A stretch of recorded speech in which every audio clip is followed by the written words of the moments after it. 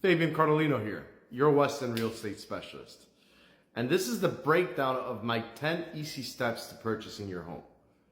Right now, we're going to talk about steps number 6 and 7. Earnest money and inspection period. In the last video, we ended with receiving a counter offer from the seller. Now, this is a great position to be in because now you're going to know how far away are we from each other.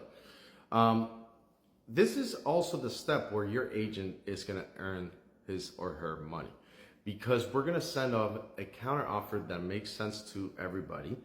And that counter offer is going to be sent over with what's called earnest money.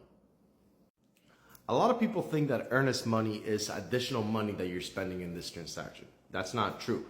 Essentially, earnest money is you grab a percentage of the down payment that you're going to bring to the closing table, and we're going to send it over with the offer that we're going to send. We're going to grab a small percentage of it, say 5%, 10%, depending on what the down payment is, and we're going to send it with the counter offer. What that does is lets the seller know that, hey, listen, I am really interested in this house. I want to buy it. So here's my counter offer. And not just that, here's the money for that counter offer. Here is a guarantee that I want to buy this house. I'm putting my money where my mouth is. So let's make a deal. When I said this was the time period that the agent earned their money, is because before we send any earnest money to the seller, we make sure that the contract is solid, because earnest money at the end of the day is at risk of being lost to the buyer. What does that mean? It means that if you decide, the buyer, to walk away after submitting an offer for no legitimate reason, you got cold feet, if you decide to walk away, you just lost that earnest money. The reasons behind you walking away have to be legitimate, meaning in the inspection period, something came up, you didn't agree with something from the seller.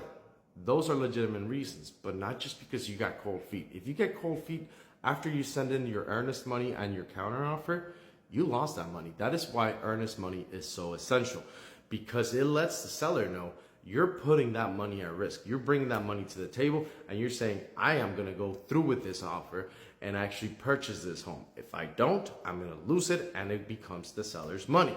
So that is to avoid wasting time. Make sure that whenever you submit the offer, you're going to go all the way through with it. We submitted the offer, we sent the earnest money, and they finally accepted it. Now, when we submitted the offer and the earnest money, in the contract, we specified a time period for us buyers to have an inspection on the home. This is the time period for the buyer to make sure that the house they're purchasing is up to par, to make sure that the house doesn't have any hidden damages, to make sure that the house is insurable, to make sure that the house is sitting well, and if anything comes up, to be able to be discussed with the seller. When the offer gets accepted, the inspection period begins. It's usually between 7 to 14 days. All that is negotiated in the counter offer that we send over. That's why the contracts are very important. Now, there are 4 inspections that I highly recommend to do when you're purchasing a home, 2 of which are for insurance purposes. Number 1 is wind mitigation inspection. If you're in South Florida, that is very important because that's what's going to give you a lot of discounts on your insurance for your insurance company. It's going to tell the insurance company how is the roof attached to the walls. Is it clips? Is it single wraps? Is it double wraps? Is it toenails, which is the worst one? Does it have shutters or opening protections?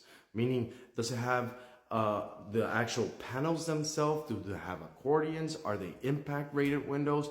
Is the garage door rated for a hurricane? Is the front entry door rated for a hurricane? All that are credits for your insurance company. So that's very important. Number 2, you have the 4-point inspection. 4-point inspection is going to go through 4 points of the home. You're going to go through the roof.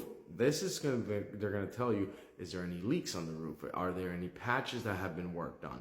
How is the condition of the roof and the life expectancy of it? It's going to go through the electrical system of the house. How's the condition of the electrical system? Is the panel, is it a fuse box? It's a no-no. Is it a breaker's box? That's a good thing. Is it double taps? You never know. Those are little things that are going to come up on that. The 4 points also going to tell you about the plumbing system. Has it been updated? What kind of plumbing does it have? Is it galvanized? Is it PVC piping? All that is very important. And also then you have your AC and water heaters. That is going to let them know when was the last time that it was replaced, and if it's in functioning condition, as well as the life expectancy of the AC and the water heater. That is very important. The third inspection, that it's a must. That's going to be a must if you have a mortgage. That is going to be the appraisal. They're going to come in to make sure that the offer that was submitted to the seller, it makes sense to the bank to loan you that money. So if you offered a $400,000 offer and the appraisal came back at 405, beautiful, you got the loan, you're all set. If it comes lower, then that's some negotiation things that you got to talk to with the seller. And the fourth inspection is going to be your full-on home buyer's inspection. Now, this inspection is the cream of the crop. This one's going to go through every electrical socket and make sure that there's electricity going through all of them. It's going to go through the roof very thoroughly. If there's even the smallest amount of leak or any hints that there has been leaks in there, it's going to make sure that there's going to be a patch in there or whatever it is that needs to get done. It's going to tell you if the electrical panels are wrong or not getting enough amperage. It's going to let you know if the structure of the home is solid, if the foundation is cracked. It's going to tell you literally everything about the home. They're going to go through every square inch of the house and even tell you if there's a cracked tile on the floor. So that inspection, even though it's not required by the banks nor by the seller, it's highly recommended for the buyer, because that is going to be your either renegotiation tool, where if something comes up on that inspection that needs to get fixed or you would like to get fixed, you're going to use that inspection as your bargaining chip to tell the seller, listen, this is wrong with the house. I need you to fix it prior to the closing, or give me credit because it's going to tell you exactly how much it's going to cost you to fix it. So, or give me X amount of credit on the selling cost of the home. Or the other thing that it can do for you, it's going to give you a walk away from the deal card. Meaning, if there's a structural damage on the house and the seller's not willing to fix it, or is it just it's a very bad thing that you went in there making that offer without knowing that, that's going to give you the opportunity of walking away from the deal without losing your earnest money. So that inspection is going to be a priority to do, because you will be able to either renegotiate with the seller if something's small but needs to get fixed before closing comes up. B, the house is perfect, so now you know that you're going to buy a perfect house.